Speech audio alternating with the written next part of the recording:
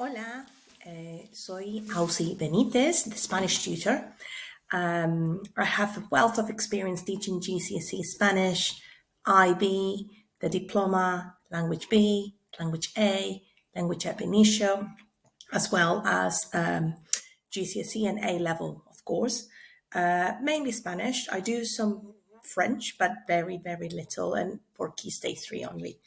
Right, so I'm here today just because the GCSE mocks are around the corner. Some of you will be having your mocks in December. Some of you will be having yours after Christmas. So the Christmas period, it won't be mainly a celebration period, but you need to make sure that you get things done. It is really hard. And to be honest, if I were you, or if in my time when I was a student, I would have a mobile phone, I don't think I would have ever have anything done, let alone gaming, all the technology that is there to distract you. And obviously, they are a bit more fun than sitting down to revise. However, things need to be done if you want to have a successful exam results day next summer and you want to open it and be happy and achieve the grades you want and be able to go to the college you wanted to go and be able to study the career and the anything that you want to do. So it is very hard because obviously doing this now, keeping time aside, is hard. It's boring. It's not fun. Others are having fun. You're not. But things have to be done. You will see the results in the long run in the future. And again, it's up to you. So I do know that we are going through a lot of things. So you are overwhelmed maybe because you have 9 subjects or more to revise. You have no idea where to start. You don't know which subject you should be focusing more on, and probably the subject that you find the hardest is the one that you don't want to do. Therefore, you're just keeping it aside, and what happens then? What happens then is basically it's like a vicious circle because you're there thinking that you have too much to do, and then what do you choose to do? If you are like most of us, what you choose to do is nothing. Probably you will sit down in front of Netflix, you will probably start gaming with your friends online, you will start texting, you will start talking to friends and not do what you have to do. Now, what happens there? So your brain knows there is something that needs to be done. There is something there that is keeping you worried, anxious, and therefore it won't let you enjoy everything that you're doing because it is like a door left open in a storm. It will keep on banging and banging and banging and banging and banging until finally someone comes down and closes it. And that door is only going to be closed when you sit down and start doing what you know you should be doing. Okay, our brains are there to keep us safe. And if it realizes that you are worrying about revision, it won't stop until you actually sit down and revise. Now, as I said, sometimes we have too much to do and we don't know where to start. It happens to me. I'm a teacher, business owner. I have children, young children. I have husband. I have house. So there are so many things that we need to do. And sometimes we just feel, oh gosh, what am I going to do? So what I have been taught to do, and I have learned that it's very efficient, is this. Basically, number 1, you need to stop. Just stop everything that you're doing. Sit down, pen, paper, book, whatever you need, planner, okay, sit down and start writing things down. What do you need to do? So get organized. So what are the things that need to be done? That's step one. Make a list. Okay, you have your list there. Number one, okay, what is it that you need to do? So now, then we need to prioritize, because that's it. I mean, it's very easy to just put everything down, to-do list, and then nothing is done because you have no idea what needs your attention right now, what needs your attention a little bit later, and so on. So prioritizing for this exercise, prioritizing is key. So I will say, for example, that number one on your list should be something that is very important and urgent. So, for example, you have a biology test tomorrow, a vocabulary test for Spanish tomorrow. So, therefore, you need to sit down and do it now. Because what will be the consequence of not doing it now? Then you will go tomorrow, you will be anxious, you will feel frustrated, you are not going to do well because you didn't spend the time revising. So that's why it is key. Now, that's your priority number one. Important and urgent. Priority number two, okay, is something that is important, but it's not that urgent, okay? So next week you have a math test, okay? It is important. Math is a core subject, so you do want to do well.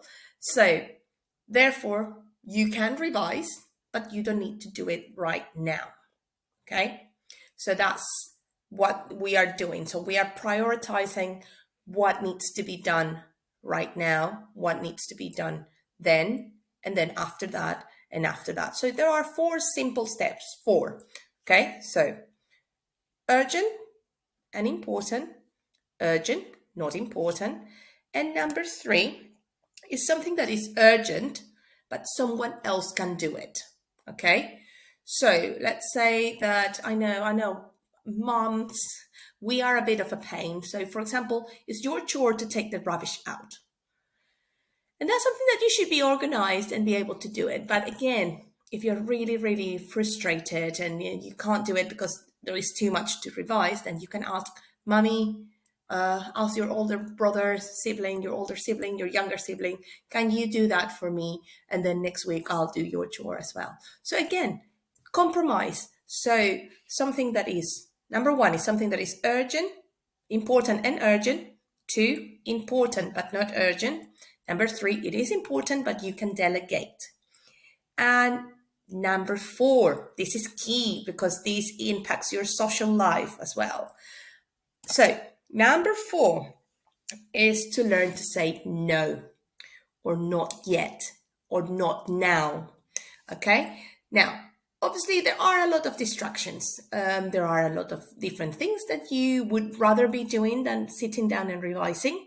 But what do you want to achieve? Okay, GCSE mocks, it is a fact that whatever grade you get in your GCSE mocks, and obviously if you then start working harder, aiming higher, and you do revise, you can up your grade up to 2 levels, okay?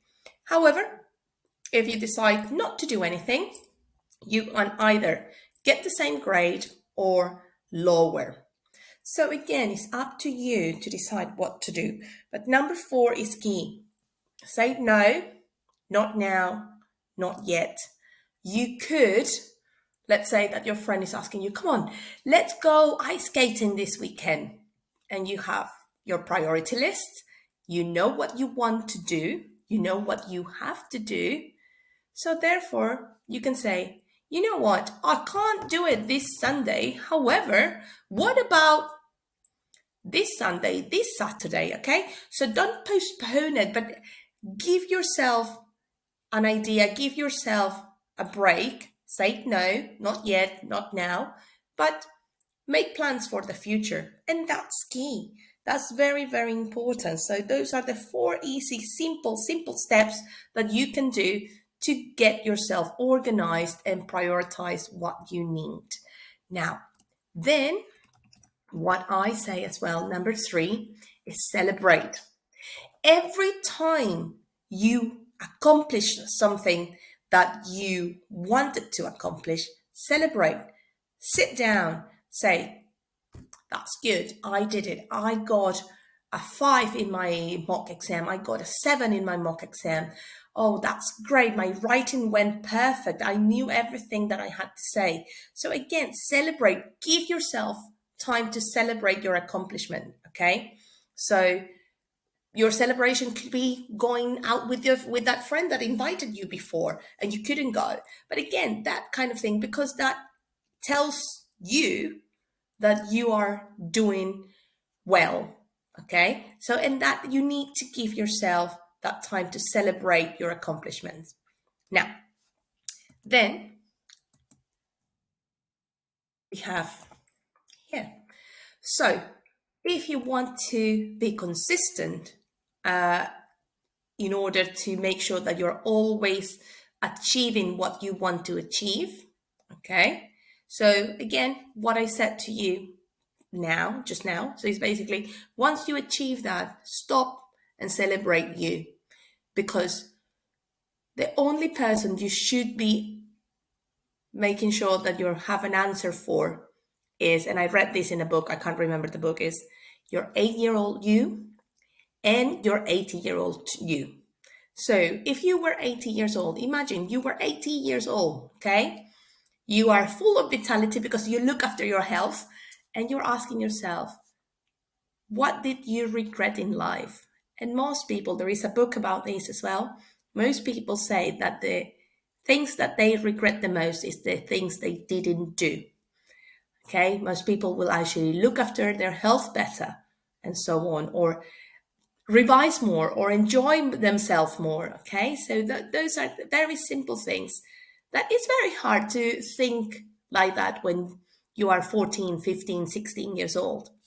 But it is key, it is important, and it's good to listen to people who have already been there and done that, because they will tell you, you can learn from them how things are done or how things are not done, because that's it, that's life. And it's, you are saving yourself time by looking at what people have accomplished or have not accomplished and why, because then you can avoid that and make sure that you do go and get what you want.